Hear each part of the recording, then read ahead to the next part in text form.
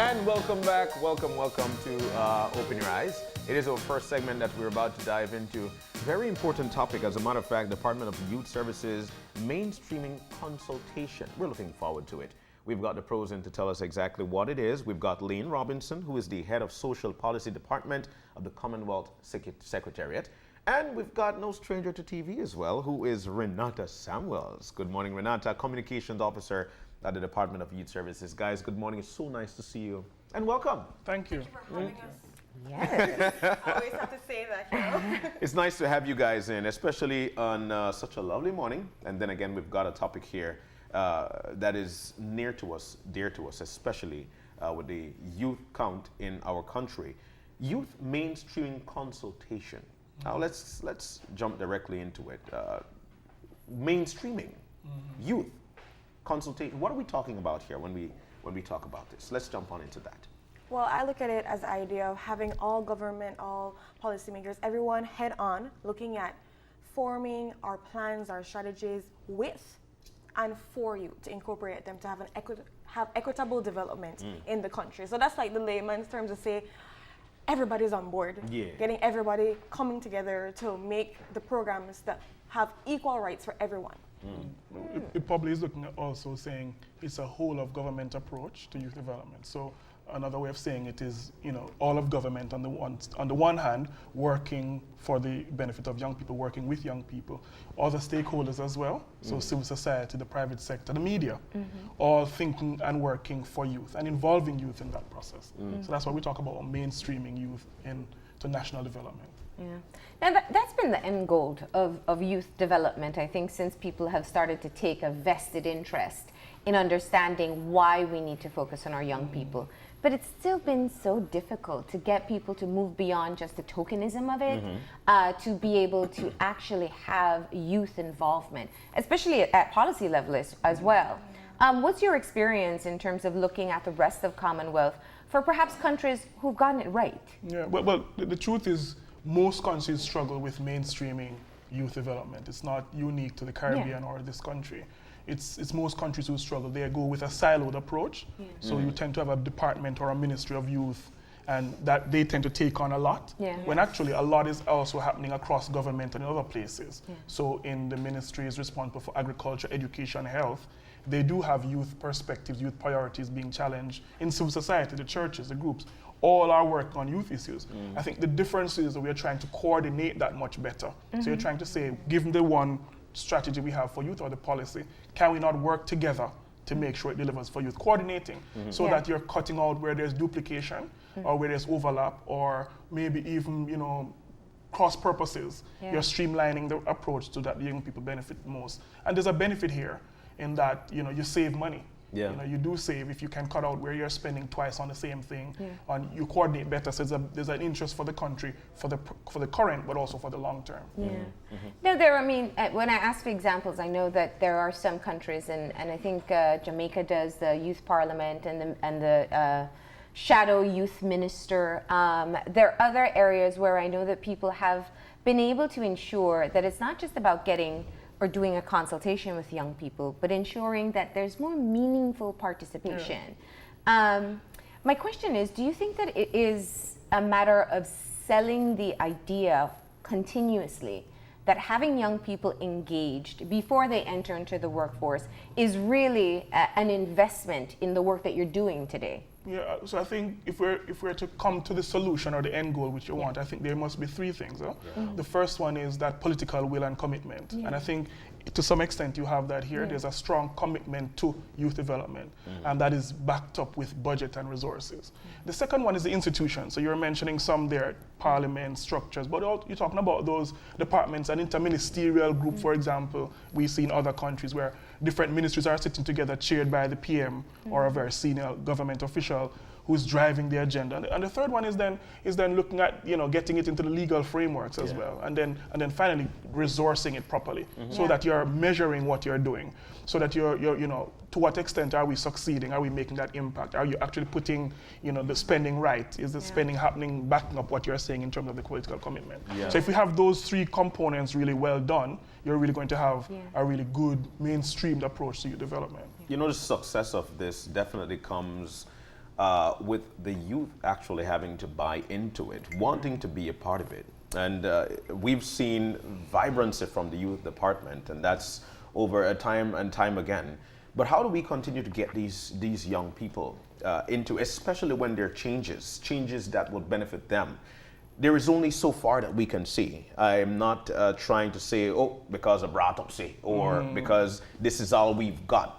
But how do we continue to engage these young people into knowing that what we're actually bringing in here is beneficial to you and it would transcend out? I feel like it starts off with having a conversation in the first place, letting them understand their role in society, in our hearts, in everything that we plan, and then having them incorporate what they want, and then having it transcend throughout our policies, our strategies, and everything like that. But not only that, I feel like it's giving them the incentive to want to be a part of things as well. Because you can talk to them, but if they don't want it, like the saying says, you could carry a horse in the water, but you can't make it drink yourself.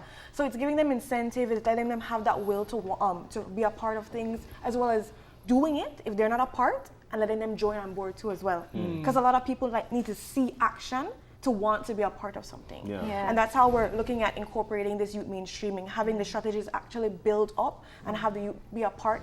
They're going to be in the process too, but for those that are not in the process, they can still join on, they can still be a part of everything, and that will be able to have them see the importance and also participate in it.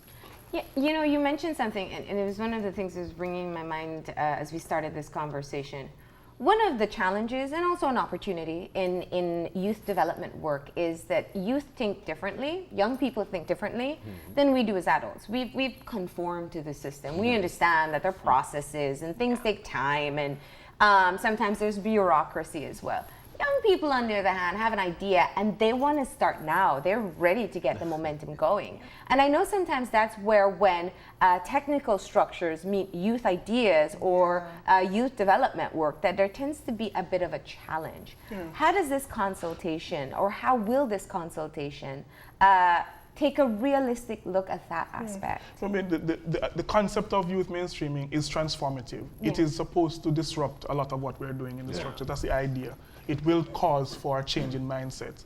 And so the approach is not to, is to work with bring them into the center of the process. So it's not creating a world around them. It's saying you form the world you want to see. You drive the agenda. What are your priorities? And then allowing the systems, the enabling environment, the technical term we use, to support them to do what they are doing. So that's the idea, that you bring youth to the center. And in this country, it makes good sense, because you're talking about 70% of the population being under 30, which is a youthful population by a big stretch of the imagination. I mean, the only country that comes to my mind is Uganda in Africa, where they have 78% under 30, which is, again, you know, the most useful country in the Commonwealth.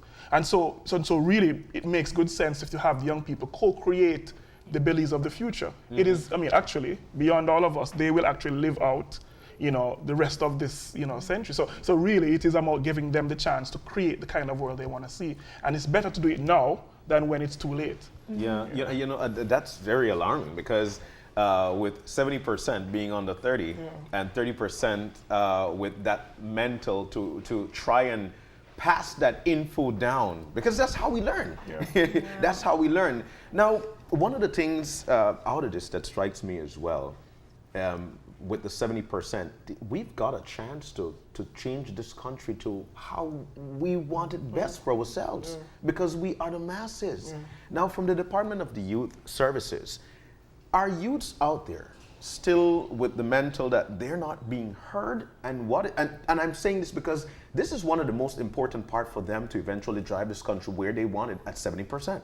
And what are some of the things that is being done right now for you or young people to feel like, you know what, yes, my voice is being heard? I won't lie and say that some of them Please no lie. don't still have, I know, I won't lie and say, we want them to feel, all of them to feel that they're being heard, but it's common that people still have the idea that they're not being heard, their voices aren't being heard, they're not included in. And we can't shy away from that fact there. But to let them know we try to consult them. All our programs, our policies and so forth, we look at the youth aspect. We have them come in, talk to us and tell us what they need.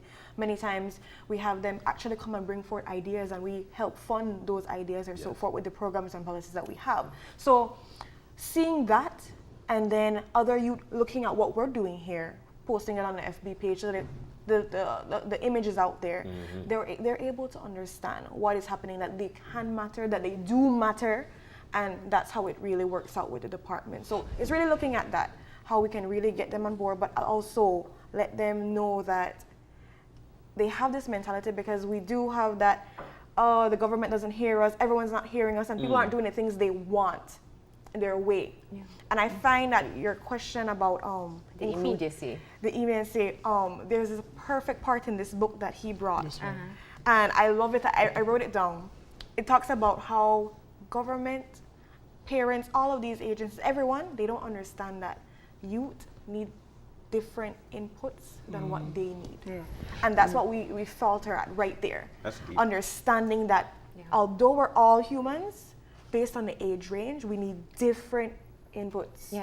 I mean, I think part of it also, just to add to that, is so talking about getting young people, listening to young people in policy work, which is something what the government does. Mainstreaming also goes wider to say it's getting young people involved at all the levels, both vertically and horizontally. So you're talking about even in the classrooms, to what extent are the teachers and the principal listening to the young people on how they set the school environment? If they are to open if they are to change the menu for do they involve the young people? Do they involve young people when they're going to change the classroom, the times for classes? It's going right down to that very level. In the home, in the churches. To what extent do the churches listen to the young people when they're going to make a policy or recommendation? I mean, I worked in all this, so I can tell you it goes right down. It's not just at the very high end policy formulation. It's a way of thinking that goes right down to the basic level where we all operate. And some of these mechanisms exist, and that's why I started very early talking about tokenism, because we have like student governments, for example. But I don't know how many times we have student representatives on a board of school. Right. I don't know what the engagement level is in terms of exactly what you're talking about, changes, whether minor or major within a school system, in engaging the students themselves, letting them know some of the processes of decision making that become even more important as an adult. You know, you spoke about the different inputs of young people, and something came to mind. Dr. Kent Wessinger, who's a professor, part-time professor at Layne, has published a few books talking about millennials and some of the challenges of the Caribbean keeping millennials within the workplace. And one of the key findings, or one of the things that he spoke about here on the show that just has resonated with me, is the fact that there's a frustration level that takes place. So young people or millennials need to feel that their voices are being heard and their ideas are being acted upon. And that, when it is not, if you don't pay attention to it, really and truly, they just get frustrated in a system. Some leave, we have our brain drain, and some just kind of become mediocre workers because they feel that they can never affect change. And I want to talk about that in terms of your own consultation. This is a reality. This is a reality, but this is exactly what this consultation is about. It's about mainstreaming to prevent that happening. It's about opening up all of society, all of government, all the systems to make them more youth-centric, to focus on the young people, especially in this country context. So that's the idea. And so in the consultation, we will have different stakeholders from government, civil society. I don't know the media is there, but the private sector. That's the idea, that you're beginning to think about young people in this exact way, so that you're dealing with that frustration before it happens. So there's a wisdom in terms of this approach as a strategy for government, which is why our heads of government last year in London, all the heads, made this a mandate for all Commonwealth countries, which is why we're doing it here in Belize. They've said if all countries pick this up, if all countries move towards mainstreaming youth, and we know some things can be mainstreamed really well. You see climate change mainstream, you see sometimes women, gender empowerment. Well, it's not too far from our minds on the health. I mean, I've seen countries who are taking health seriously now. So people have moved towards this idea of a coherent strategy. And what we're saying is you shouldn't leave the youth out, because the population demands it. The population numbers demand that you make youth a priority and you mainstream that as well into a society.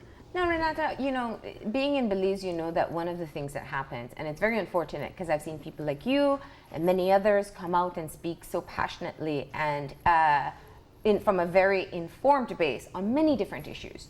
But a lot of times people just generalize our youth population as people who aren't engaged. They don't care. They don't know. They're worrying about what's happening on BET or MTV or Instagram and keeping up with those trends. Now, how do you work to build a base where you can stand against any of those criticisms to say, listen, there are young people who do care, who are paying attention, and who want to be a part of whatever decisions are taking place? I think for me, the first thing that popped in my head is seeing is believing. So having them actually see these young people, because if you go on Facebook with all the deaths that happened in the past and so forth, you see young people stand up. They make a great stand on how they want violence to be ended and everything. So to say that they're silent, to say that they don't care about certain topics, I think that's ignorance a bit. Because I've seen young people stand up. Right now, as a youth mainstreaming press release went out, a lot of people message me, what is this about? What is happening? And these are people from all over the country, from Toledo to Corozal, messaging what is happening here. Because they heard the word youth, and they know that that means they're included. Of course. So really to change the mentality would be to show them and let them see exactly that you are a part, that they are at the forefront, that that we are doing youth-centric programs, and that the development is really for youth, by youth. But I'll go a bit further. You know, there are different approaches to working with young people. I mean, this is the theory of youth work. So part of me is also saying, I think society needs to understand that youth is not just an add-on to something you do after school, or there's a theory and approach, and that's my field, so I can talk a little bit about it. And so there are 4 approaches to working with young people. One is the deficit approach. So you're thinking young people are the problem. So it's a teenage pregnancy, it's them in crime, and so governments think, we must fix them. That's the deficit approach. That's not the approach we talk about here in this mainstreaming. Another approach is the tools for development. If we get the young people jobs, they will save the society.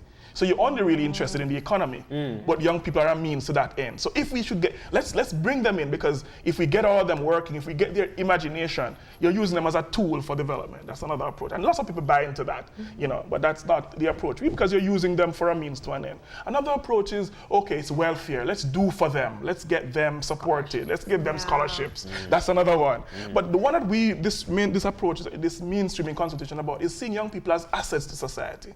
You're saying you believe in the 70% you have in Belize. You believe in them. They are the country. And if you invest in them, then the dividends will come for this country. That's the asset-based approach. You don't see them as a problem to be fixed or some welfare. You're seeing them as the greatest resource this country has. And you're putting the investment in them to do that. And that's the base we want. So if we can get that conversation happening, not the deficit approach. And even in homes, we think about young people like that as well. If we could change the mindset around that. In the media sometimes in my country, only time we hear about young people is when they have done something bad on the news.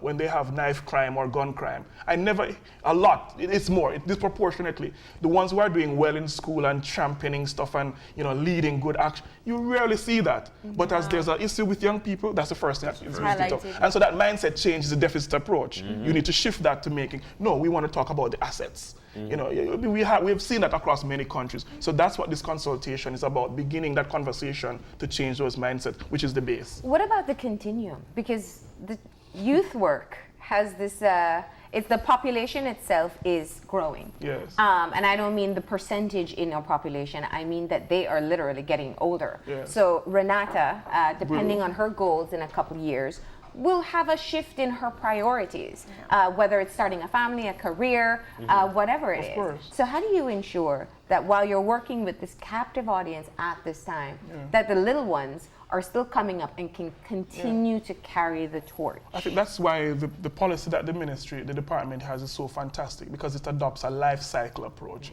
It doesn't just deal with the age cohort 15 to 29. It begins from there in early childhood, and it begins that process. So you're saying we want to see even those in primary school, we want them to be in student governance, because they're training them to be youth leaders in the National Youth Council, and then one day from there to go into parliament. So it's that life cycle approach where you're moving them at the appropriate, the models, the mock debates, the mock conversations in primary school. But one day you hope to see those young people in parliaments. And I've seen this happen. So many of the directors who are coming here started as youth leaders. Now they are I was going to ask you that question because I can only do anecdotally in Belize. But I don't know if there's ever been a study to look at how youth participation and youth leaders actually are the ones who will become leaders in the future. In fact, some of the leaders of our country have been involved in youth programs. I've seen people in many of the high-profile professions have come right up through youth work. Do we have any baseline study for this? We do, but not maybe in the Caribbean. I can tell you, most of the leaders we have. I mean, at one point I did check. This is a few years ago. A lot of the leaders were student leaders in the universities. They were in the guilds, and then they became prime ministers of their country. So the evidence is there that if you train and get young people working really well, they succeed. Which is what the youth development strategy is all about, really. So I think that's the approach we want to take. We see it, but we're just not encouraging it as much. But here's the difference. If you don't invest now, so in those ones that you can see and remember, the anecdotal stories that you know of this young person who started as a youth leader but now is an MP, you know, if you have that investment across the board, can you imagine, you know, the dividends that you would receive as a country across the board, not just for leadership, but for economic development, for health, for all the different parts of society. The young farmer, you know, to what extent are we breathing those, not just in leadership, the young farmer who is already working with his father and his uncle who is a farmer, and they're learning the trade and adapting it and innovating it there. In the future, he's going to be the brains of the future in agribusiness and so on. It's the same idea. So it's about that investment across the board and putting young people at the center of the development strategy that changes the whole thing. All these things roll over. Most of it roll over. But I'll tell you what, you know, and this mainstreaming consultation is definitely one to reckon with. And I would like for folks to go on out, especially for those who are supposed to be there. When it comes to strong leadership, and Marlene opened my mind to this a few years ago, one of the things that we do is that we keep the suppression. The suppression starts right there at home, and I'll tell you why. Many a times, she would tell you, we have schools coming in to do a tour, and the kids wouldn't say anything because they don't have a voice, because that was taken away from them from by their parents. You can't talk if I don't ask you for talk. And so when they come here, they feel it's a yes sir, yes ma'am situation, and they get all nervous. Now, how do we build leaders if they don't have a voice? A leader must be one who is able to speak on behalf of his people. And that's where we see this problem. In terms of the consultation, who will be there? Will we be able to have parents there so they can learn that you don't take away the voice of your child, empower them, but empower them to speak when they feel that they need to speak? Will we hear these things? No, I mean, the Commonwealth is committing to working with Belize for the next 2 to 3 years on this issue. So today is the beginning. I mean, we begin today, but we are hoping to continue. And the meeting is growing. I mean, the numbers just keep adding up, and I keep saying we can't take anymore. We can't take anymore. Because everybody's just getting excited about that. But we've committed to working, because beyond this meeting, you do need to have those conversations with parents, with different segments of the society. And the media has a role. You can facilitate that. You can help to encourage that conversation, talk about these issues. It is better when you have young persons who can contribute to decision making in the home with the budget. You know, what's happening at my home, in your home. How it is that, you know, when there's in my home, when we don't have enough, you explain it to the young person and they appreciate it. It's the same at the national level. If you can explain that, you know, our country is going through something, or our country is doing well, how can you contribute? They'll get it. So it's involving them in that process and saying, but what do you think we could do differently? And tapping into that innovation, that creativity that actually makes a big difference. Because the young people have the solutions. That's the idea as well. But there's something else that I'm very passionate about here, which is I think the country is doing really well, and you should celebrate what's going on well. And your department has over 100 youth officers and youth workers. And that's fantastic. You know, most countries, they're struggling in their youth departments. So you're having the basic framework already in place. I went to the department yesterday, and you have all the pillars well informed, the health and education, the outreach program. You know, fantastic work is going on here. But alas, the problem is, in most countries, everything needs to come together. So coupled with that very good department and the staff and the team that you have there, we need the support of other sectors of the society. We want the media. So you have so much. And I think this country is ripe for success. I think it's one of the countries that can be an example, which is why the Commonwealth chose Belize, because we think it can be a symbol for the rest of the Commonwealth. You know, countries in Africa may want to come here to study what you have done, Yeah. because you have already started leading the way. So the country has something to be really proud of. And I want to congratulate those in the government and yourselves for allowing this space to talk about this. This doesn't happen anywhere. Yeah. Before the interview, I was telling my colleague here, most times when I go to country, I get 5 minutes on the program. 5. Really? Yeah. You're giving us enough time to talk about it. People don't have time to talk about it. It's an anecdote on the big news item of the day. So it tells us something that the country is really committed to the young people. And so this meeting is hoping to tap into all of that. Yeah. Well, I think what happens, I think there is a hope that we have Yeah. in investing in our young people. But I think it's the how It's the that how. no one has quite figured out. And of course, you mentioned it earlier, and really that's how most systems work. It's about economics. It's about, yeah. You know, and a lot of times when people see investment in youth work, that it's more of a drain Yeah. because you don't see immediate results. Yes. And it's that mind shift course, that of has to take place. How do you talk to, whether it's a business person or a school or government department or, you know, whatever other sector that you're approaching about this investment that is more long-term than short-term? Yeah. Everybody's looking to make that buck for tomorrow. Well, I think, that's sometimes true, and you could argue that, you know, but I think I think we should give them credit. People want to make an investment that is going to reap rewards for the future. Yeah. And if you know that by investing $1 today, it's going to give you 5 tomorrow, I think people understand that. We haven't made that argument in the youth department.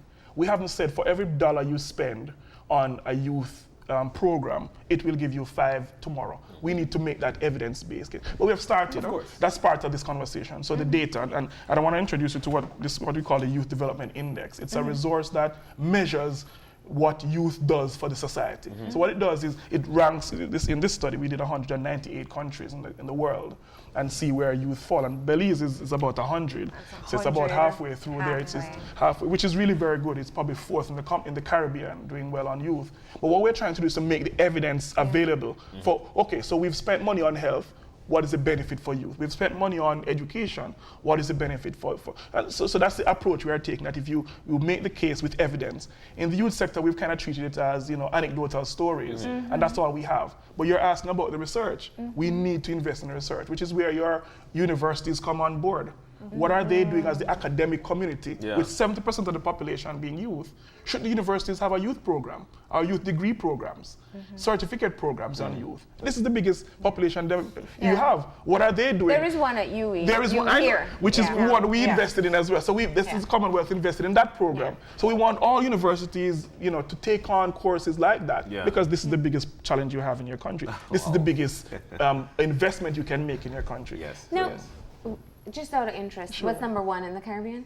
So number one, I think, is we were looking at just now. Barbados. Barbados. It's not number one. I think It's they're Probably number number one for the region. For the Yeah, region, yeah, yeah. the region. Okay. The top country was Germany in the 2016 version. We will do another version next year. So Yeah. 2020, we'll have another report coming out. It's interesting to see where Belize falls then. Yeah. hopefully push up a little bit. Vibrancy is I hope Belize it will improve, and that sends But a what are message. the indicators? What are the Okay, so indicators for successful youth work or youth engagement? Excellent. So in this case, there's a number of ways, but in this study, we've looked at 5 domains. You know, the popular ones: health, education, employment, and then civic and political participation. Okay. So and Belize does extremely well on the civic and political participation. I think it's one of the top. I think it's 11 in the world. Okay. So it's excellent on your beginning. This is congratulations to the department here. So it's looking at those 5 domains and to see, you know, in terms of employment, what are we doing enough on youth employment and the economic empowerment of our young people? Are we doing enough with their education? And it's ranking all the countries across those domains.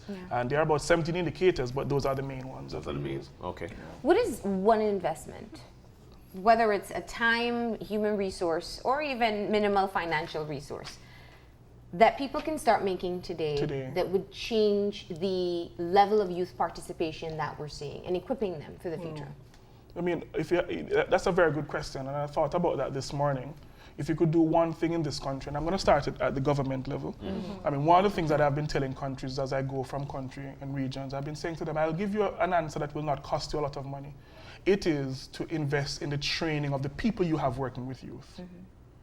You know, let me just say, so the human resource you have, the people, I mean, you know, you mentioned the youth department has over 100 people, and they are not young people, but they are going to be seeing many generations of young people. Of course. To what extent have they had all the skills? They're the sharp, they're the best minds you have on youth in the country.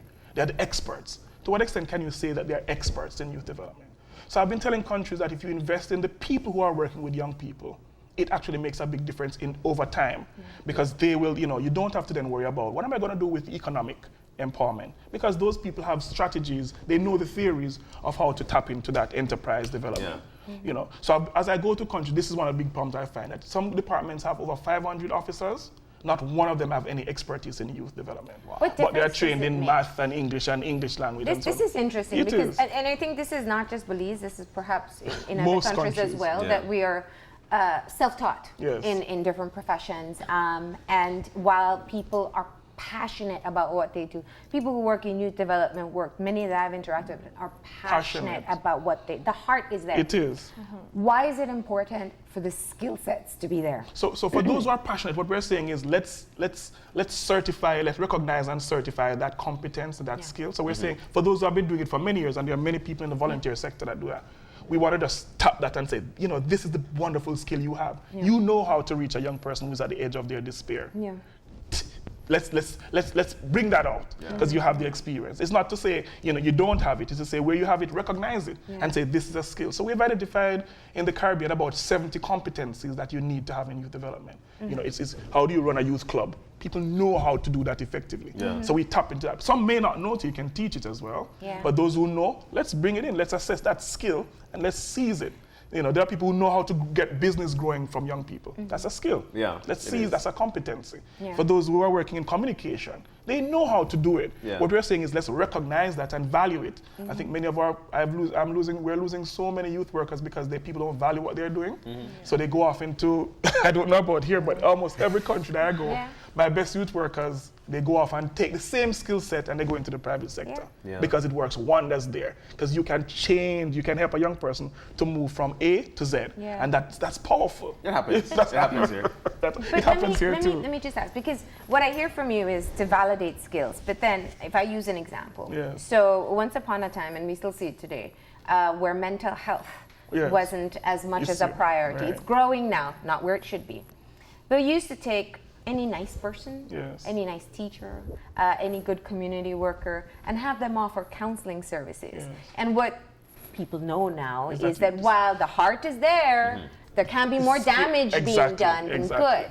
So what I'm asking, and it's fine if we could just, I'm not saying it has to be unique to Belize, but what is the damage that can be done when you don't have equipped leaders managing or trying to harness the power of young people? So we see that now. So what you see is the fact that you're not, the damage is probably the trade of what you're not getting. So you're not getting the best out of them. I think that's the biggest damage. So you fail to harness that potential in the young person. So I've seen some countries where the youth officers, or not this country, but the youth officers only have the young people play football. So when they have this captive audience, instead of helping to build, and playing football is not bad, but it's not the only thing that they should do. You need to build other skills that the young person would need, life skills that they'll need. And the only thing that they can able to do is to say, go and kick the football or something. And that's not bad. It's that, how do you pull the lesson out of that? So I'm actually advocating that where the people don't have the skills, you should train, because the damage is that you're gonna lose out on that potential for the young people. And I think this country is at a good place, because this 70% is gonna move to be the middle class, the middle-aged people of the future. And you want them to be the productive economic power then. So start now. You don't want, when you reach there, then you're wondering, what we should have done 10 years ago or 20 years ago. We can do that now, so that economic growth you want to see, when they become the strong productive sector later, and they're in the middle age, then you're actually reaping those benefits. Which is the right So way. when you hear consultation, it feels like such an adult word too. It's like, that's what... What would you use here? What does the youth version of a consultation look like, right? I mean, I call it a workshop. I would call it a workshop, because basically we're having them actually dictate the strategies and come together, put ideas and thoughts together. So it's really a workshop, because they're going to be working. It's a listening and a learning. It's just being infused by the young person's energy and their drive. That's what it is. And this consultation is today? It starts today and it goes for the next 3 days. And who all will be participating? So in this meeting, you have the Commonwealth, and we've identified other regional partners, CARICOM, and ECLAC are also here, and other development partners. That's on one hand.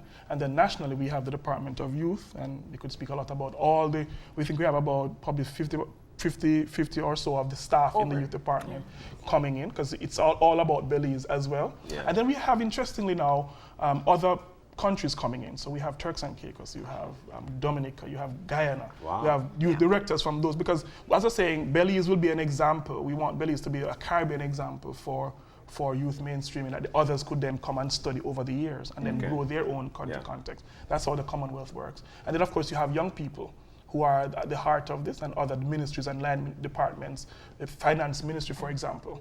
You can imagine that I imagine that in the future we would want to see youth-centric budgets. So when you get the budget, at budget time, how much of that fund goes to youth development? You know, how much of the budget goes to youth? You know, I know it's not just in the Department of Youth, but you have budget in health, in education, but how much of that spend is going to youth? And I think a lot of it in this country would, because you spend a lot on education as well. So it's a big budget. But here's the problem. How is it coordinated? How do we know so that we can actually have a very clear vision of how... Nothing is duplicated. And nobody is duplicated and all of that. That's the issue. Okay. Yeah, so Belize is on the track. What we're trying to do now is to fix the model in different cases so that we get the most out of what countries are doing really well already. That's the idea. And what do you do in this? I mean, young people have so many ideas. I mean, there's also, because even in mentorship, you know that you kind of ground young people, not to dull the light that they have or to reduce their ideas, but to kind of keep them within the realm of possibility. How do you do that in a context How do you like hold them this? back? Not hold them back. And that's why I'm being very careful. I don't want to say hold them back. But that's where the frustration comes from. If I feel like as a young person, I want to, you know, have an impact on crime, and I'll, you know, do these things, and tomorrow it'll be fixed. Because that's kind of the mentality. That's where you are in your age development. Yeah. I mean, so what do you do to keep it realistic? Set smart goals. Yeah. I think you've said it, that's what it is. It's really, in this, it's just being realistic about the goals. So in this case, what we're saying is we want to come out with a framework, a strategy that is clear. We're going to do 10 things in this over the next 3 years. We're going to write that down and share it with everybody, so you will know what we're doing and be realistic about. And it will take some time. I mean, where there are good practices already, it's to strengthen those and use those as indicators. But where there are things to be started, we will need everybody's support to start them and to get it going. But I think over time, I think the shift will begin to happen. And so it's about being, you know, we know the reality of what people have, their time and resources, but it's about also just setting some goals that are smart and realistic. And I think that's what we will try to do. That's what the consultation will tell us. What does Belize want to see happen coming out of this? And that's the question I asked yesterday to the department. What would be success for you? Because it's not a Commonwealth agenda, and a Commonwealth is here to help facilitate. It is being driven by what does Belize want to see, and then we marshal all our best energies to give Belize the best shot it can of getting to that goal. That's the idea. It must be a very exciting time. Well, this week, it has been really. To look at the structure of how the workshop is going to be, I have to say workshop now because we're going to take off consultation. But to see how the rundown, there's actually a part that shows about youth and finance and budgeting, and all of that is incorporated in. So there's accountability, monitoring, evaluation. Those are just like the basic, those are for like Friday. We're not even talking about the juice that's happening today and Thursday. So there's a lot coming in, and it's an all-day consultation workshop from 8 to 5. So it's a busy time. It's a busy time. So I mean, busy 3 days. Busy 3 days. We were in Kenya last year as another country in Africa, and they had fantastic time. And what we were able to do there is, after the consultation, is to then choose 4 segments of the society. You know, they wanted economic, I think, agriculture, and some other things. They wanted 4 that we would then test as mainstreaming. So how do we mainstream youth in the finance of the country, in the planning and finance of the country? How do we mainstream youth in, I think, health? I can't remember all of them. So coming out of this, we want to then do that, you know, as a strategy. We will see how it goes here as well. So for those who are still having a hard time conceptualizing this, what does a mainstreamed youth approach look like? Yeah. Using your Kenya example. Yeah, it looks like, it's so mainstream that you don't even think about it anymore. So it's just everywhere. When you go, I'll give some examples from disability. Yeah. Disability in some places I go is mainstreamed. It's not I don't have to think about it. I go to the bus and there's a ramp for the person to go in. It's just part of how we all work. I go and there's a seat left aside for somebody to sit in because they have a disability. It's mainstream. It becomes the way we are. It's the way it's every time we think, you're thinking, how does this impact youth? So it becomes the norm. So when you look across all segments of society, you just see youth everywhere. And you wonder, how did it get here? That's mainstreaming. So you go to boards and you look around the room, you see a young person sitting there, not because he's young, but because this is the way we work. It's just the way. So that's what we want to get to that place where you don't, and what I found is the countries that were having the top ranks, it was just, they don't even have a department of youth anymore. Not to say that you don't need a department, that's why we have one here, but it becomes so mainstream that it's infiltrated everywhere that they don't really have a minister for youth anymore. Even though but in our countries, you do need one because we have to push the agenda in the first. But after it gets to that place, you can step back and it's a beautiful, it's a way of life. It's a way of life. And young people are integrated. They're running in local government. They're running the schools. They're in the churches. It's everywhere. It just becomes the way. They're in the media. It's just the way you work. So that's the vision that you have of a mainstream society where youth at the heart of development and they're getting the resources. So the young people who are watching are saying, I want to come. Do you still have space? At this point, at this present moment, it's not open to all the young people coming in because of the point of planning and building that strategy. Yeah. But as he said, it is 3 years we're signing on to this, and there is room. But there will be room. There will be room for all of the youth to come. Well, we do actually have youth leaders like the CARICOM youth ambassadors and so forth, and people from Commonwealth and so forth that are there. But I think the best way is social media. So we want to hear from you. I mean, what I'm going to do this morning, and we'll put out, the Department of Youth will put out some things that we want to hear feedback on. Okay. And then we invite the people all over, if you're watching, if you're hearing, to send us your ideas. So the department will facilitate that, and just look out for the tweets at the beginning of the session, and then you can react and share your thoughts on what we're doing, and that works. Because you will see, we will include those feedback into the reports as well, because that's what the young people are thinking. That's their medium. That's the medium. So that's the medium indeed. So we hope that will be something that we could share with you as well. That's, it sounds like you are gearing up for an exciting 3 days, and we really thank you for coming in and just letting us know where you intend to go. 3 years is an investment, and we really hope that today kickstarts it in the right direction. No, thank you very much for having us as well. For being on sharing that vision. I'm feeling like useful energy now. I'm very glad. That's very important for us. And I feel like on a whole, the questions that were asked really targeted exactly what we want to be. I think you got it. I think you have it. No, you are you're ambassadors for this now. So when you talk about you've been deemed ambassadors now. You don't need to just, and you sit with everybody and you'll talk to other people coming in. It's the way you work. What about the youth? It's asking, what is this issue? What impact will it have on the young person? That's your job now. So you go from here, every time you meet somebody, it's not the last question, it should be the middle one. But it should be one of them. What impact will this have on our young people since that they're 70% of the population? That's what we're keep with. And if you keep doing that, you as the media will actually be sending a very strong message that young people are the heart of this Belize community and society. And that makes a big difference. So thank you. All right, thank you too. We're going to go ahead now and take a break. When we come back, we'll be joined by planner Carolyn Trench Sandiford, and we're going to give you some tips on how to plan for success. So stay tuned.